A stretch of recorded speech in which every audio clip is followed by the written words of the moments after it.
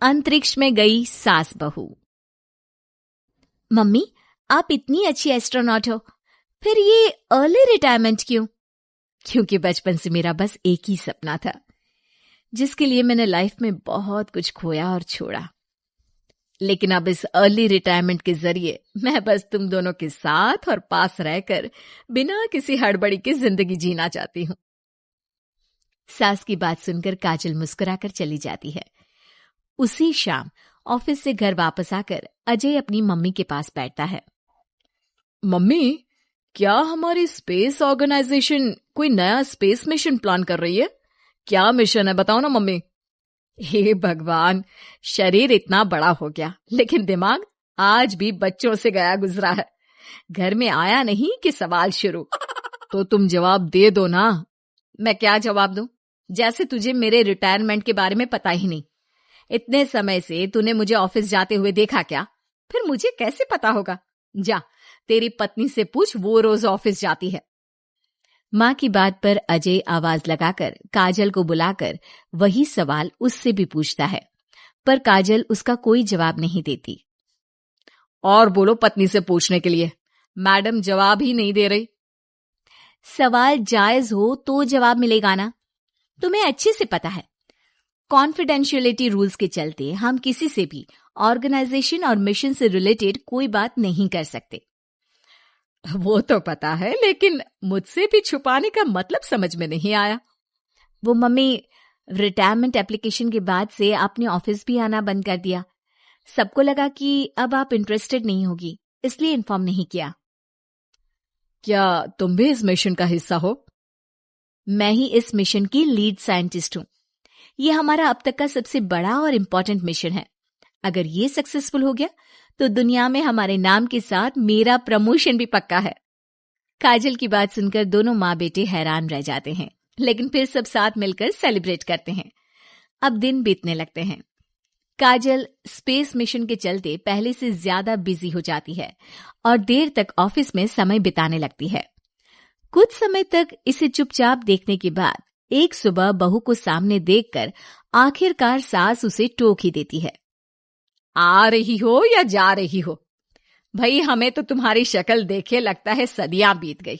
Madam कब आती है कब जाती है कुछ पता ही नहीं चलता। अरे ऐसा कौन सा मिशन है जिसने सुबह रात घर परिवार सब भुला दिया? मिशन तो मैंने भी बहुत देखे हैं और गई भी हूं, पर ऐसा हाल कभी नहीं हुआ। मम्मी, मैं आपकी चिंता और गुस्सा समझ सकती हूँ, पर यह स्पेस मिशन आज तक के सभी मिशन से बहुत अलग है। अच्छा, जरा मैं भी तो सुनूं, ऐसा क्या है इसमें? आई एम सॉरी मम्मी, मैं नहीं बता सकती। भूलो मत, मैंने रिटायरमेंट अप्लाई किया है, लेकिन रिटायर होने में अभी 7 महीने बाकी है, जिसके हिसाब से मैं आज भी ऑर्गेनाइजेशन का हिस्सा हूं। तो मुझे बताकर तुम कोई रूल नहीं तोड़ रही। मुझे सब याद है मम्मी, और मुझे ये भी पता है कि अगर आप साथ दें तो मिशन के लिए बहुत बड़ी मदद साबित होगी। पर सीनियर्स ने रूल बनाया है कि इस मिशन की इंफॉर्मेशन सिर्फ उन्हीं के पास होगी जो इसका पार्ट है, और मुझे तो उन्होंने खास अपने पास बुलाकर ये समझाया था। बहू की बात सुनकर सास सोच में पड़ जाती है और अगले दिन खुद भी ऑफिस पहुंच जाती है। ओहो, क्या बात है मैडम, रिटायरमेंट की एप्लीकेशन के बाद तो आपने दर्शन देने भी बंद कर दिए। अरे सर, अगर ईद का चांद रोज निकला करता तो क्या उसका स्वागत इतने जश्न से होता? इस पर सीनियर भी हंसने लगते हैं और दोनों कैबिन में जाकर बैठ जाते हैं, जहां सास बातों बातों में नए स्पेस मिशन के बारे में पूछती हैं। वो उन्हें मिशन के बारे में सब कुछ बताकर तुरंत एक इमरजेंसी मीटिंग बुला लेते हैं, जिसमें साइंटिस्ट की टीम और काजल के साथ एस्ट्रोनॉट्स की पूरी टीम भी होती है। तो ये है हमारी टीम, जो सब कुछ भूल कर दिन रात इसी मिशन पर काम कर रही है। अगर आप भी हमें ज्वाइन कर ले तो सोने पर सुहागा हो जाएगा। अगर आप मुझे टीम में चाहते थे तो पहले कांटेक्ट क्यों नहीं किया? आपने स्पेस में ना जाने के फैसले के साथ डेस्क जॉब का भी इनकार कर दिया और अर्ली रिटायरमेंट के लिए अप्लाई कर दिया, और फिर पिछले 1 महीने में किसी के साथ कोई कांटेक्ट भी नहीं हुआ। इसलिए हमने सोचा शायद अब आप ब्रेक लेकर इस सब से दूर रहना चाहती हो, और इसीलिए किसी ने आपको परेशान करना सही नहीं समझा। बात तो आपकी सही है, फिर भी एक सुझाव देना चाहूंगी। ये जो आप कर रहे हो ना, ये मिशन नहीं, साफ सुसाइड है। एक साथ इतने सारे लोगों को स्पेस में 6 महीने रहने के लिए भेजना आसान काम नहीं है। और ये बात मुझे आपको समझाने की जरूरत नहीं होनी चाहिए। हमें सारे कॉन्सिक्वेंसेस, स्पेस, नेचर, मिशन की मुश्किल सबका पता है, और ऐसा करने वाले हम पहले नहीं हैं।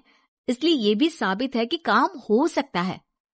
आप सिर्फ एक एक्सपेरिमेंट के लिए इतने सारे लोगों की जान और मेहनत को दांव पर लगाना चाहते हो, जिसमें सक्सेस रेट भी मुश्किल से 1% है।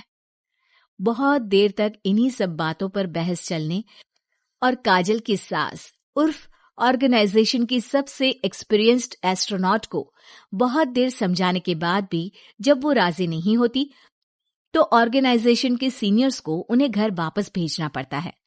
लेकिन उसी के बाद से न चाहते हुए भी सास मिशन के बारे में सोचना बंद नहीं कर पाती। इसी तरह 1 हफ्ता बीत जाता है।